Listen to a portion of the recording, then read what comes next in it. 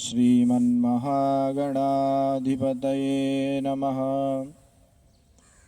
आपदामपहर्तारं दातारं सर्वसम्पदां लोकाभिरामं श्रीरामं भूयो भूयो नमाम्यहम्। भर्जनं भवबीजानामर्जनं सुखसम्पदां तर्जनं यमदूतानां श्रीराम रामेति गर्जनम्।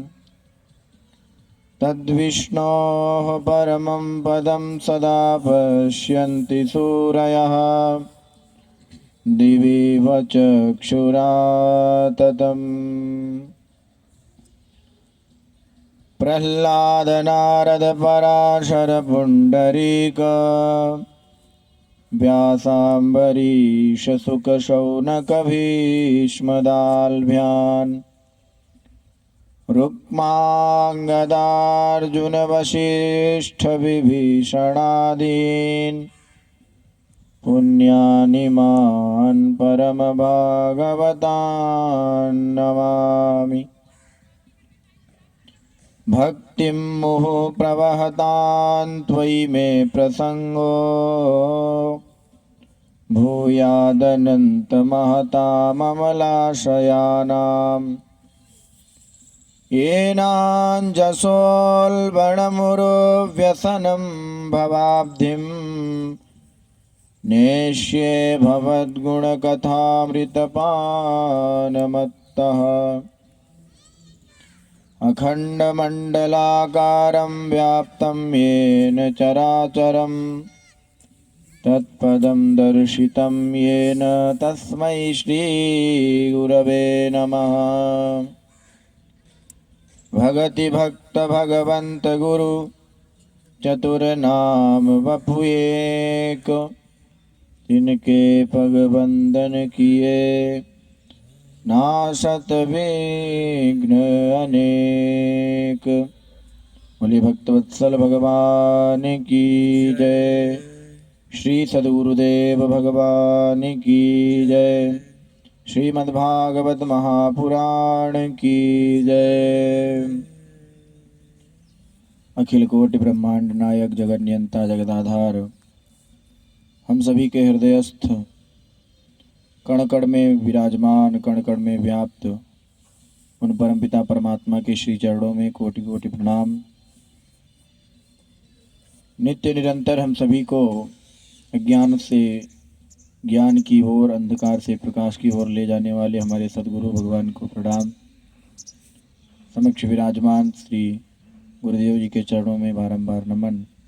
समुपस्थित भागवत कथा रसिक भक्तों, आप सभी के हृदयस्थ उन परमपिता परमात्मा को, उन परमपिता परमात्मा के श्री चरणों में बारंबार प्रणाम करते हुए आज के इस सत्र को प्रारंभ करते हैं। उससे पूर्व अपने मन और वाणी को पवित्र करने के लिए, अपने मन को परमपिता परमात्मा के श्री चरणों से जोड़ने के लिए आइए भगवान नाम संकीर्तन। तत्पश्चात हम सभी सत्संग सत्र से जुड़ेंगे। श्री कृष्ण गोविंद हरे मुरारे, हे नाथ नारायण वासुदेव। श्री कृष्ण गोविंद हरे मुरारे, हे नाथ नारायण वासुदेव। श्री कृष्ण गोविंद हरे मुरारे, हे नाथ नारायण वासुदेव। श्री कृष्ण गोविंद हरे मुरारे, हे नाथ नारायण वासुदेव। हे नाथ नारायण वासुदेव, हे नाथ नारायण वासुदेव। हे नाथ नारायण वासुदेव, हे नाथ नारायण वासुदेव। श्री कृष्ण गोविंद हरे मुरारे, हे नाथ नारायण वासुदेव। श्री कृष्ण गोविंद हरे मुरारे। हे नाथ नारायण वासुदेव, हे नाथ नारायण वासुदेव, हे नाथ नारायण वासुदेव, हे नाथ नारायण वासुदेव, हे नाथ नारायण वासुदेव। श्री कृष्ण गोविंद हरे मुरारे। हे नाथ नारायण वासुदेव। श्री कृष्ण गोविंद हरे मुरारे। हे नाथ नारायण वासुदेव। हे नाथ नारायण वासुदेव। बोले श्री कृष्णचंद्र भगवान की जय हो। बड़ा सुंदर अवसर हम सभी नित्य प्रति इस सत्संग सत्र से जुड़ पाते हैं, और इसका जो मुख्य उद्देश्य हम सभी का है, हम सभी सत्संग करते हुए अपने को भगवान के चरणों से जोड़ पाएं। आइए आज हम सभी अष्टम स्कंद के उस कथा की चर्चा हम सभी करेंगे, जब देवों और दैत्यों में संग्राम हो रहा था। भगवान ने उनको ये बताया कि समुद्र मंथन करते हैं और फिर जो भी वस्तुएं निकलेंगी इसमें से हम सभी बराबर बराबर इसको सम भाग में बांटेंगे। समुद्र मंथन हुआ, सर्वप्रथम हलाहल विष निकला। भगवान शंकर जी उसका पान करके किसी तरह से उन्होंने अपने कंठ में धारण किया और वो नीलकंठ कहलाए। और फिर अन्य रत्न सब कुछ निकले। उसी में धन्वंतरी भगवान अमृत का कलश लेकर के निकले। दैत्यों ने जब देखा कि अमृत है तो उन्होंने छीन झपट करके भागे वो, और फिर देवताओं ने जा कर के भगवान विष्णु से प्रार्थना की, और भगवान विष्णु ने मोहिनी रूप धारण करके अमृत का पान देवताओं को कराया। और उसी में एक दैत्य आकर के बैठ गया जिसका नाम था स्वरभानु। उसका जब शीश काटा तो एक ऊपर का धड़ राहु और नीचे का केतु, इस प्रकार से उसका नाम हुआ। इधर एक और घटना घटी। समुद्र मंथन के बाद भगवान शंकर जी हलाहल विष पान करके भगवान के ध्यान में मग्न हो गए थे। उनकी जब समाधि टूटी तो उन्हें पता लगा कि भगवान ने मोहिनी रूप धारण करके असुरों को मोहित करके देवताओं को अमृत पिलाया है। अब वो माता पार्वती के साथ भगवान मधुसूदन के पास, हरिसूदन के पास, जो देवताओं के हितैषी और दैत्यों के शत्रु हैं, उनके पास पहुँचे और उनसे प्रार्थना करी। देव देव जगद्व्यापिन जगदीश जगन्मय सर्वेषामपि भावानां तुमात्मा हेतुरीश्वरः। हे देवों के देव, हे इस संसार में, जगत में व्याप्त, कण कण में व्याप्त, प्रत्येक वस्तु में व्याप्त, हे जगत के ईश। और यहाँ तक कि कह दिया कि सारा जगत जिन परमपिता परमात्मा में है, ऐसे आपको हम प्रणाम करते हैं। भगवान ने आसन दिया, उनका स्वागत किया, और भगवान ने पूछा, कहो किस हेतु से आना हुआ है। भगवान शंकर ने कहा कि मैंने सुना है कि आपने इस बार दैत्यों को मोहित करने के लिए, देवताओं का हित करने के लिए आपने मोहिनी रूप धारण किया है। अब मैं आपके उस अवतार का, जो आपने मोहिनी अवतार लिया है, उसका दर्शन करना चाहता हूँ। आप जब जब अवतार लेते हैं तब तब मैंने आपके दर्शन किए। जब आप कृष्ण बन करके आए तब मैंने आपका दर्शन किया। जब आप राम बन करके गए तब भी आपका दर्शन किया। और आगे जब भी आपका अवतार होगा तब मैं दर्शन करने जाऊंगा। परंतु ये जो आपने मोहिनी अवतार, जो मोहिनी रूप धारण किया है, इसका भी दर्शन आप मुझे कराओ। भगवान बोले, भोलेनाथ आप उस रूप का दर्शन करके क्या करोगे? वो तो पल भर के लिए बनाया था, देवताओं का कार्य की सिद्ध किया, दैत्यों का, जो दैत्यों की मनसा थी उसको नष्ट किया।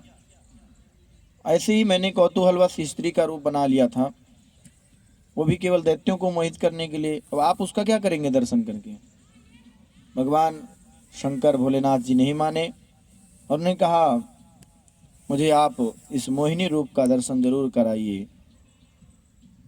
भगवान ने कहा, ठीक है, आपका प्रबल मनोरथ है, दर्शन करा देता हूँ, परंतु ध्यान रखिएगा कहीं मोहित नहीं हो जाइएगा। इस तरह कहते ही भगवान तुरंत मोहिनी रूप में प्रकट हो गए। ततो ददर्शोपवने वरस्त्रियं विचित्र पुष्पारुण पल्लवद्रुमे विक्रीडतीं कन्दुकलीलया लसत् दुकूलपर्यस्तनितम्बमेखलाम्। अब जब भगवान भोलेनाथ ने ऐसा रूप देखा कि एक स्त्री है, बड़ा सुंदर, बड़ा मनोहर दृश्य है उनका, कंदुक क्रीड़ा वो कर रही हैं। अब शंकर जी ने उनकी ओर देखा तो वो सब कुछ भूल गए, अलौकिक छवि थी। और भोलेनाथ इतने मोहित हुए कि जोर से उनको अपने अंक में भरने के लिए, अपने हृदय से लगाने के लिए दौड़े। आगे आगे मोहिनी भगवान, पीछे पीछे भगवान शंकर दौड़ते जा रहे हैं, दौड़ते जा रहे हैं। एक बार तो ऐसा लगा कि पकड़ लेंगे, परंतु फिर भगवान भाग गए। अब इस तरह जब भगवान ने किया तो जो शंकर जी थे उनका जो तेज था वह स्खलित हो गया और भगवान पुनः चतुर्भुज रूप में आ गए। और भगवान शंकर ने वहाँ पर भगवान से ये कहा कि मैं और किसी से नहीं हारा हूँ, मैं तो आपसे हारा हूँ, और मैं अपने प्रभु से, अपने स्वामी से हारने में कोई मेरी बदनामी या कोई मेरा अपमान नहीं है। परंतु भगवान ने वहाँ बताया कि ये जो मेरी माया है यही है जो आपको भ्रमित कर दी है, इसलिए मैंने मोहिनी रूप दिखाने के लिए मना किया था। यद्यपि मेरी माया गुणमयी है, बड़ों बड़ों को मोहित कर देती है, जिसमें आप भी आज फंस गए, परंतु अब यह आपको कभी मोहित नहीं करेगी।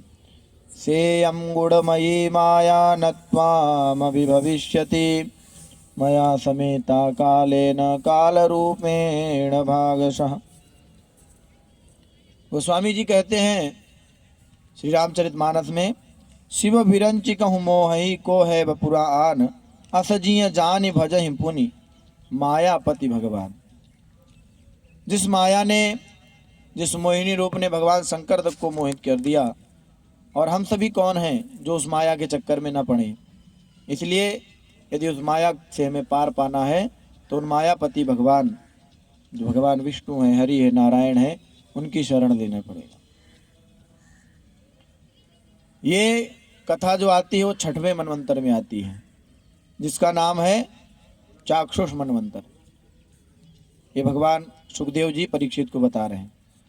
अब आगे 7वां मनवंतर आता है, वैवस्वत मनवंतर, जिसके मनु है वैवस्वत मनु, और जिसके इंद्र का नाम है पुरंदर।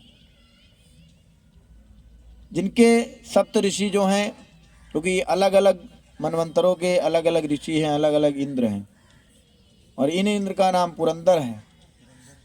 और इनमें सप्तऋषि जो हैं उनकी गणना जो हम सभी पढ़ते हैं, अत्रि, कश्यप, वशिष्ठ, विश्वामित्र, गौतम, जमदग्नि और भरद्वाज जी, ये इस मनवंतर के सप्तऋषि गण हैं। इस प्रकार परीक्षित जी को भगवान सुखदेव जी ने 14 मनवंतरों की कथा सुनाई, और फिर राजा परीक्षित ने एक जिज्ञासा उत्पन्न की कि प्रभु, हे भगवान, मैंने सुना है कि भगवान एक बार वामन अंगुल के बनकर के आए थे, और फिर वो राजा बलि की यज्ञशाला में भी गए, वहाँ पर बलि के साथ छल भी किया, ऐसा क्यों किया उन्होंने?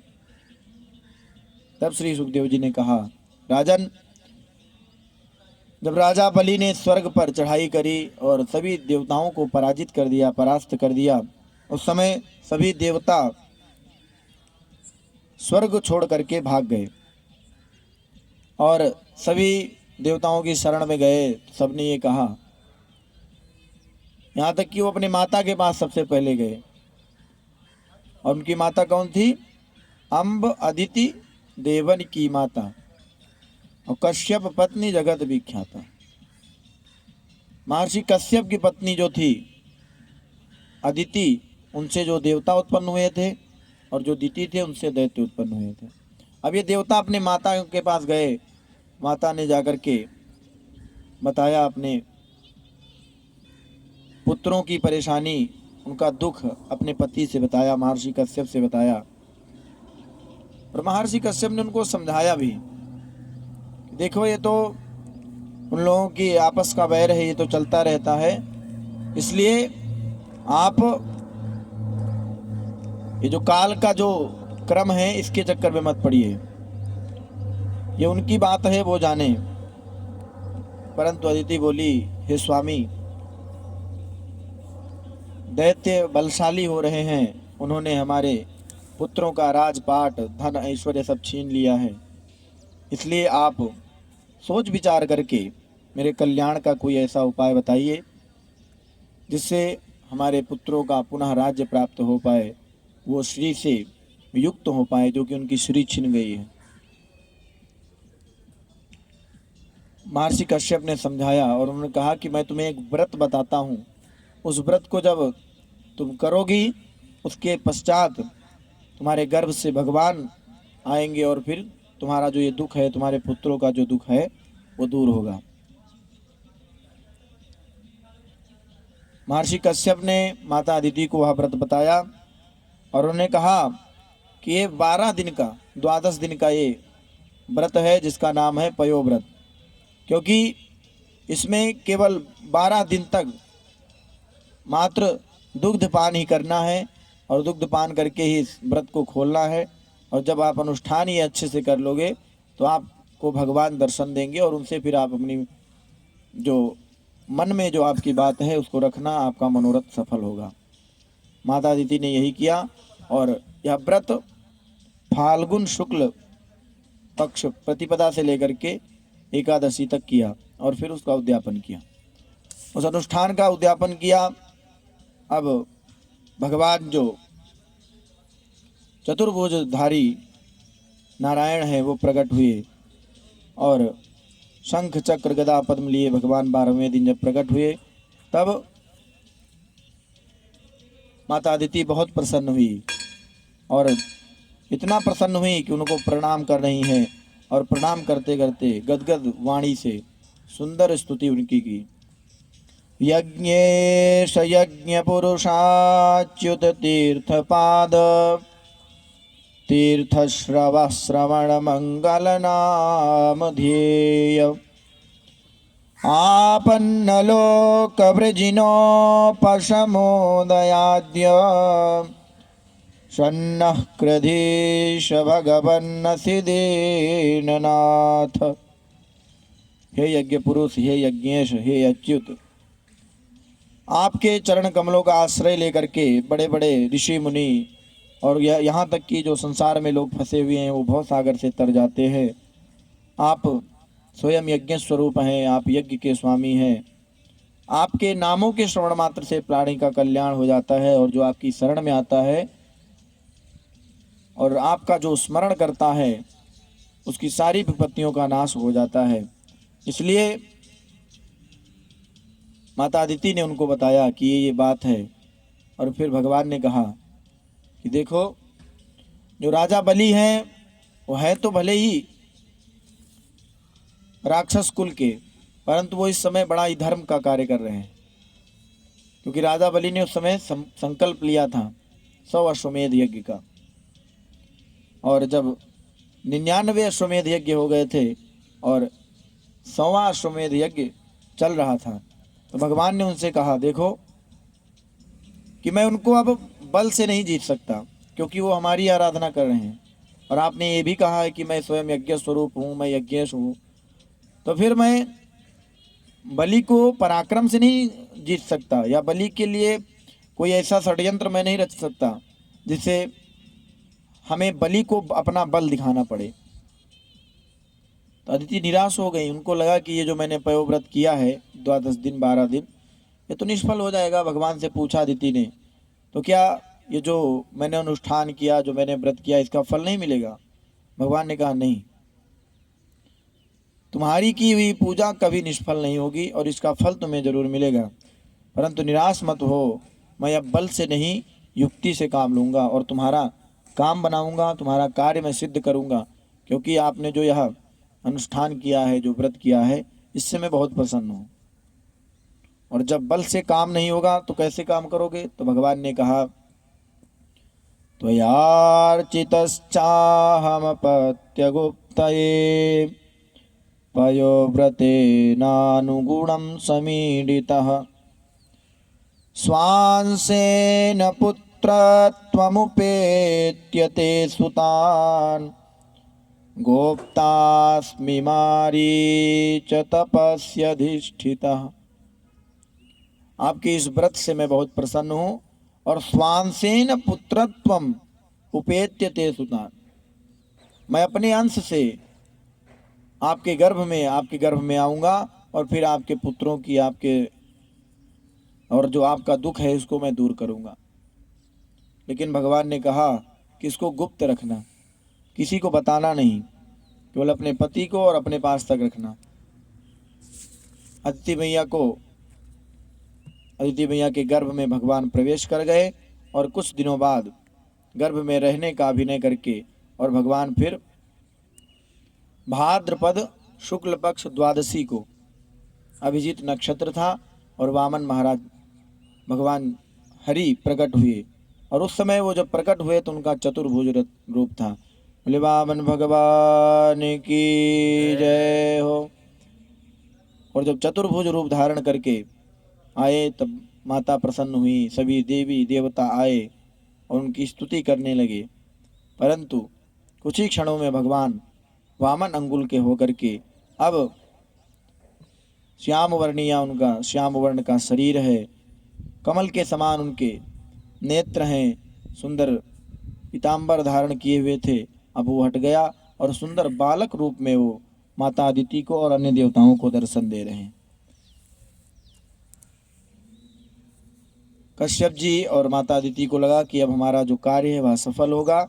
और इधर जो देवता लोग थे जो पर्वत की कंदराओं में छिपे घूम रहे थे, वो अब मन में यही सोच रहे हैं, मोर सैया भये कोतवाल हमें डर काहे का। अब देवता जो है वहाँ से निकल करके आए, क्योंकि उनको लग रहा है कि हमारे जो स्वामी थे वो तो हमारे भाई बन गए हैं, तो हमें किस चीज़ का डर है, अब तो हमारी वो रक्षा करेंगे। इस प्रकार सुमन बरसी सुर नाचहि गावई, जय ध्वनि करी दुंदुभि बजावई। सभी देवता सुमन वृष्टि कर रहे हैं, पुष्प की वृष्टि कर रहे हैं और जय जय की ध्वनि कर रहे हैं, दुंदुभि बजा रहे हैं, ढोल नगाड़े इत्यादि सब बजा रहे हैं। चारों तरफ हर्ष का माहौल है। इसी समय ब्रह्मा जी ने ये सोचा कि अभी ये सर्वप्रथम इनको ब्राह्मण जो उचित संस्कार हैं वो दिए जाएं, और फिर उनका जो सर्वप्रथम संस्कार किया गया। उसके बाद भगवान ब्रह्मा ने उनका उपनयन संस्कार किया और सभी ने अपनी अपनी तरफ से कुछ ना कुछ भेंट किया भगवान वामन को, और सभी भेंट कर रहे हैं। तम बटुम वामनम दृष्ट्वा मोदमाना महर्षयः, कर्माणि कारयामासु पुरस्कृत्य प्रजापतिम। ब्रह्मा जी पहले बृहस्पति जी को भेजते हैं उनको यज्ञोपवीत पहनाने के लिए, और फिर कश्यप जी ने उनको मेखला दी, चंद्रमा ने दंड दिया और अदिति ने फिर भगवान वामन को कौपीन धारण करवाई, पृथ्वी ने उनको मृगचर्म दिया और आसमान ने, आकाश ने उनको छत्र दिया। इस प्रकार कमंडल ब्रह्मा जी ने दिया, सप्तऋषि ने कुशा दी, सरस्वती मैया ने जप करने के लिए उनको रुद्राक्ष की माला दी, और कुबेर जी ने भिक्षा मांगने के लिए ओ माता पार्वती जी ने अन्नपूर्णा के स्वरूप में उनको भिक्षा दी और कुबेर जी ने उनको पात्र दिया। अब ऐसी शोभा देख करके बड़ी ही शोभा निराली है भगवान की। और जब ऐसी शोभा हुई, भगवान पूर्ण रूपेण जब बटुक वामन के रूप में आ गए, तब यहाँ पर रहीम जी ने रहीम जी का एक प्रसंग याद आता है कि भगवान जो वामन जी हैं वो चले हैं बलि की यज्ञशाला की ओर। ऐसे ही किसी संत ने भाव रखा कि रहीम जी ने एक बार भगवान से पूछा कि बताइए कि मांगने वाला बड़ा होता है या देने वाला। और ऐसा भी सुना है, रहीम जी ने कहा कि जब मांगने के लिए जाना होता है तो छोटा बन करके जाया जाता है। भगवान ने कहा हाँ।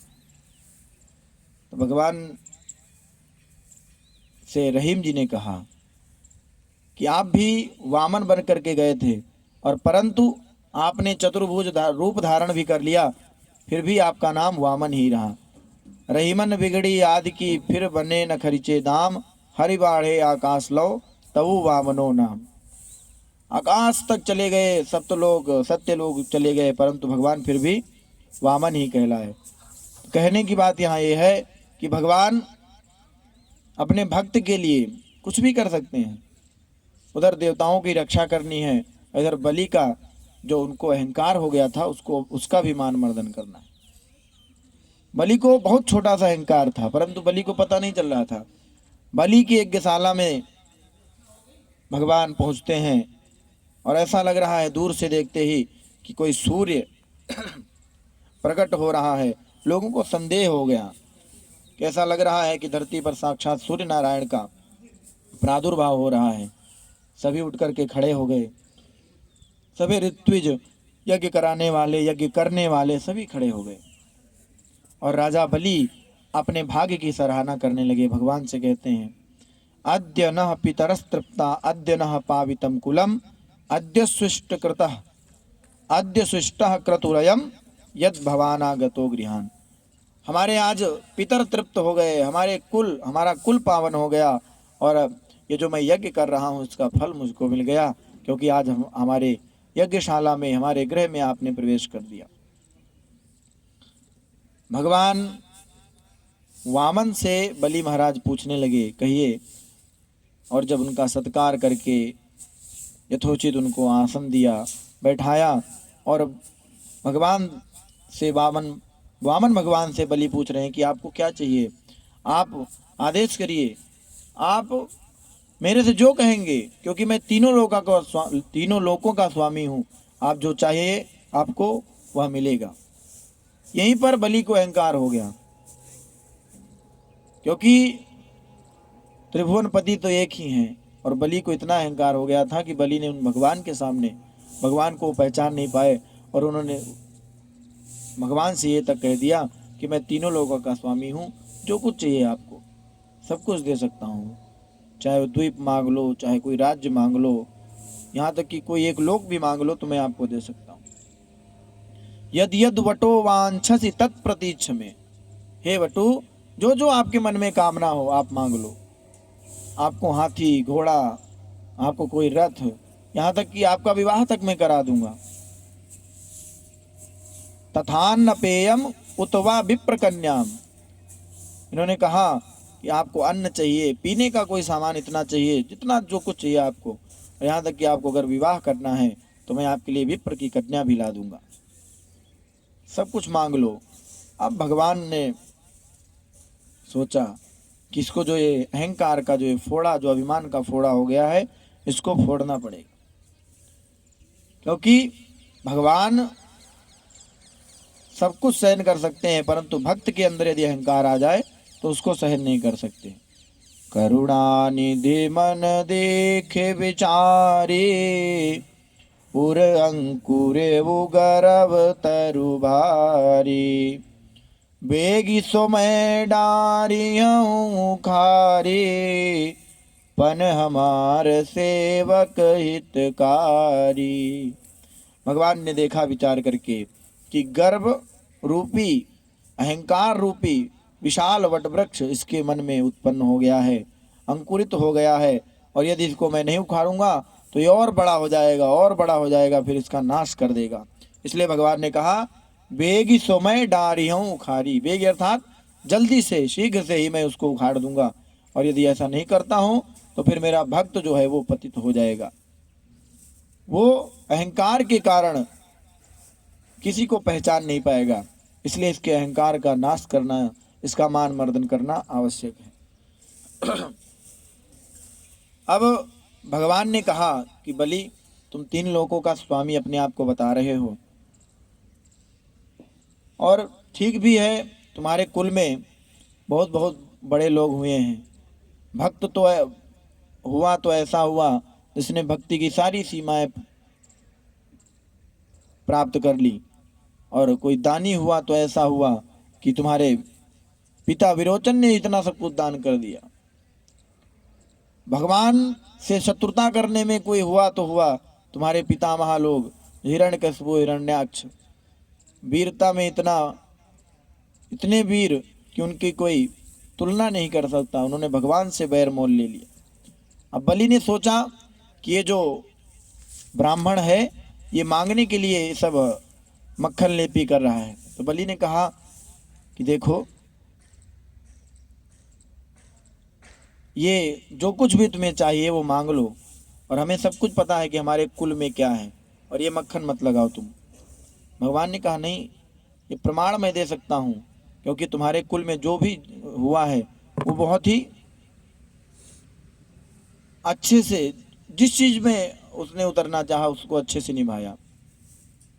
वीरता में हिरण्यकश्यप हिरण्याक्ष भये, जिनके डर ठौर ठौर भागे भगवान भी। भगवान भागे नहीं, परंतु भगवान आकर के हिरण्यकशिपु के हृदय में छिप गए थे, और भगवान को अन्य जगह पर ढूंढ रहा था, और हिरण्यकशिपु के अंदर भगवान बैठे हुए हैं, भगवान को नहीं ढूंढ पा रहा है। भगवान वामन जी बलि को बता रहे हैं, सब कुछ बता रहे हैं कि भक्ति में पितामह तुम्हारे प्रहलाद भये, जाको यश गावे संत वेद और पुराण भी। तुम्हारे पितामह प्रहलाद जी भक्ति में ऐसी भक्ति की कि जिसका वेद पुराण जितने संत हैं और महाभागवतों में प्रथम नाम उनका भी आता है। और आजहूँ विचार लेन हार नहीं दूजो ऐसो, देन हार नहीं बलि जैसो यजमान भी। और मुझे लगता है कि लेने वाला मैं और देने वाले तुम, ये जोड़ी भी आज बहुत बढ़िया से गठेगी। इसलिए मुझे आप अगर देना ही चाहते हो तो संकल्प करके केवल 3 पद भूमि दे दो। अब बलि महाराज को लगा कि क्या ही मांग रहे हैं, 3 पद में क्या कर लेंगे। बड़ा ही लंबा संवाद चला वहाँ कि 3 पद में क्या करोगे। और फिर उन्होंने भगवान वामन से प्रश्न पूछना शुरू किया कि आप कौन हो, आप कहाँ रहते हो, आपके माता पिता कहाँ हैं। उधर शुक्राचार्य जी सब कुछ देख रहे हैं। बलि को मना किया था कि उठ करके मत जाना यज्ञ के बीच से, नहीं तो तुम्हें शाप दे दूंगा। शुक्राचार्य जी सब कुछ देख रहे हैं। बलि और वामन का संवाद चल रहा है। वामन से बलि ने पूछा कि आपका नाम क्या है। उन्होंने कहा कि मेरा नाम कुछ नहीं है, मैं तो अपूर्व हूँ। और बलि को तो ये समझ जाना चाहिए कि यदि कोई ऐसा कह रहा है तो इसके अंदर कुछ ना कुछ तो जरूर होगा। उन्होंने सोचा चलो नाम ही कोई अपूर्व होगा, और अपूर्व मतलब जिसके पूर्व में कोई नहीं, वही सबका पूर्व है, वह है अपूर्व। शुक्राचार्य जी सब सुन रहे हैं, उनको पता चल रहा है कि कौन है। पूछा कि आप रहते कहाँ हो। उन्होंने कहा इस समस्त ब्रह्मांड में मैं रहता हूँ, और यह पूरा ब्रह्मांड मेरे में है। उनको लगा कि ये शिक्षा दी गई होगी गुरुकुल से कि आत्मा परमात्मा सब एक ही है, इसलिए ऐसा उत्तर देना। माता पिता पूछा, उन्होंने कहा कि मैं अनाथ हूँ, मेरे कोई माता पिता नहीं है। बलि ये सब बात नहीं समझ पाए। शुक्राचार्य जी महाराज सब कुछ समझ गए। उन्होंने आकर के कहा कि ऐसा मत करो, ये विष्णु है, ये छलिया है, इसने तुम्हारे पितामह, तुम्हारे जितने भी लोग हैं सबके साथ इसने छल किया है, और तुम यदि ऐसा करोगे तो तुम्हें भी छल करके चला जाएगा। बलि ने कहा ये तो बहुत अच्छी बात है कि स्वयं भगवान हमारे द्वार पर मांगने आए हैं, और ऐसा कह करके बलि महाराज संकल्प करने के लिए जल लेने चले। और श्रीमद् भागवत में ऐसी कथा तो नहीं आती, परंतु पुराणांतर में कथा आती है कि जब शुक्राचार्य जी जब भगवान वामन जल देने जा रहे हैं बलि को, तो शुक्राचार्य जी आकर के उस जल के वो जो पात्र है उसकी टोटी बनी हुई थी उसमें आकर के बैठ गए, और भगवान ने कुशा उठाई और उस कुशा से उसको साफ करना चाहा, तो भगवान की उस कुशा के प्रहार से शुक्राचार्य की एक आंख, जो एक आंख से थे, वो अंधे हो गए। और शुक्राचार्य जी महाराज वहाँ से निकल करके भागे और बलि को उन्होंने ये शाप दे दिया कि तुम अभी श्रीहीन हो जाओगे। और ऐसा कह करके शुक्राचार्य जी वहाँ से चले गए, और बलि ने संकल्प करके भगवान से कहा कि आप 3 पद भूमि नापना शुरू करो। और जब ऐसा कहा बलि ने, तब भगवान ने पहले पद में तो केवल पृथ्वी नापी, और अपना जब चतुर्भुज रूप धारण किया और पृथ्वी लोक नाप करके फिर 3 लोक बलि ने कहा था, तो भूरलोक, भुवरलोक और स्वर्लोक, मतलब पृथ्वी और भुवलोक और स्वर्गलोक, इन तीनों को तो उन्होंने दूसरे पग में नाप लिया। परंतु जब तीसरा पग उन्होंने धारण बढ़ाया, तीसरे पग में उन्होंने सब कुछ ब्रह्मांड में जो कुछ था सब कुछ नाप लिया, और उनको अब पैर रखने के लिए जगह नहीं रख रही कि वो पैर कहाँ रखे। बलि से उन्होंने पूछा कि अब मैं तीसरा पैर कहाँ रखूं। बलि कुछ समझ नहीं पा रहा था, और भगवान ने गरुड़ से कहा कि इसने अपना जो संकल्प किया वो पूरा नहीं कर पा रहा है, इसलिए इसको वरुण पास में बांध करके पाताल लोक में भेज दो। परंतु बलि ने वहाँ पर एक प्रश्न कर दिया कि भगवान आप एक बात बताइए कि जो मैंने धन दे दिया है और मैं जो दानी इस समय बना हुआ हूँ, इसमें धन में और उस दानी में क्या कौन बड़ा है। तो भगवान ने कहा निश्चित यह है कि दानी ही बड़ा है। इसलिए बलि ने कहा कि भगवान आप अब मेरे सिर पर अपना पैर रख करके तीसरे पग को यहीं पर समाप्त करिए। तब भगवान ने वहाँ पर एक ऐसा भाव दिया, संतों ने भी यही भाव दिया है कि भगवान धन इत्यादि के भूखे नहीं हैं। जब आत्मनिवेदन आत्मसमर्पण कोई कर देता है, तब भगवान उस भक्त का, उस सेवक का, उस साधक का कल्याण कर देते हैं। और अन्य अन्य जो 9 प्रकार की जो भक्ति बताई गई हैं, श्रवणम कीर्तनम विष्णु स्मरणम पाद सेवनम अर्चनम वंदनम दास्यम सख्यम आत्मनिवेदनम, तो आत्मनिवेदन जो भक्ति है वो बलि इसके आचार्य माने जाते हैं। और फिर वहाँ पर सुखदेव जी ने समझाया कि जब भगवान को कोई आत्मसमर्पण कर देता है तो भगवान उसका भला कर देते हैं। और फिर आगे भगवान ने उनके सर पर पैर रखा और उनको पाताल लोक का राजा बना दिया। फिर वहाँ पर प्रहलाद जी आते हैं और प्रहलाद जी का संवाद होता है। वो संवाद हम सभी अगले चर्चा में सुनेंगे। आइए तब तक के लिए हरि नाम संकीर्तन करते हुए आज की वाणी को विराम करते हैं। श्रीमन्नारायण नारायण हरि हरि, श्रीमन्नारायण नारायण हरि हरि। तेरी लीला सबसे न्यारी न्यारी हरि हरि, तेरी लीला सबसे न्यारी हरि हरि। भजमन नारायण नारायण हरि हरि, भजमन नारायण नारायण हरि। श्रीमन्नारायण नारायण हरि हरि, श्रीमन्नारायण नारायण हरि हरि। बोले श्रीमन्नारायण भगवान की जय हो, श्री कृष्णचंद्र भगवान की जय हो, श्रीमद्भागवत महापुराण की जय हो, श्री सुखदेव भगवान की जय हो।